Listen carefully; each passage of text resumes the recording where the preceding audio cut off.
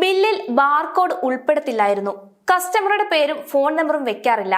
സാമ്പത്തിക തട്ടിപ്പിൽ ജീവനക്കാരികൾ കുറ്റം സമ്മതിച്ചിരിക്കുകയാണ്. കൃഷ്ണകുമാറിന്റെ മകൾ ദിയാകൃഷ്ണയുടെ സ്ഥാപനത്തിലെ ലക്ഷങ്ങളുടെ സാമ്പത്തിക തട്ടിപ്പിൽ ക്രൈംബ്രാഞ്ചിനോട് കുറ്റം സമ്മതിച്ചിരിക്കുകയാണ് പ്രതികൾ. മെഷീൻ ഉപയോഗിച്ചുള്ള QR കോഡ് കൃത്രിമം റീക്രിയേറ്റ് ചെയ്തുവെന്ന് വിനീത, രാധാകുമാരി എന്നിവരെയാണ് തെളിവെടുപ്പിനായി എത്തിച്ചത്.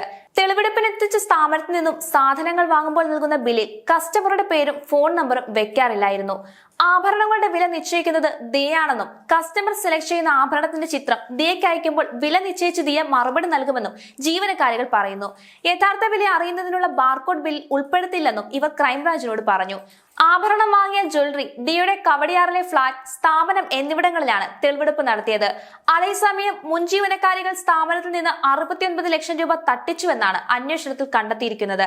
മൂന്നാം പ്രതിയായ ദിവ്യയ്ക്കായുള്ള അന്വേഷണം ഊർജിതമായി നടക്കുകയാണ്.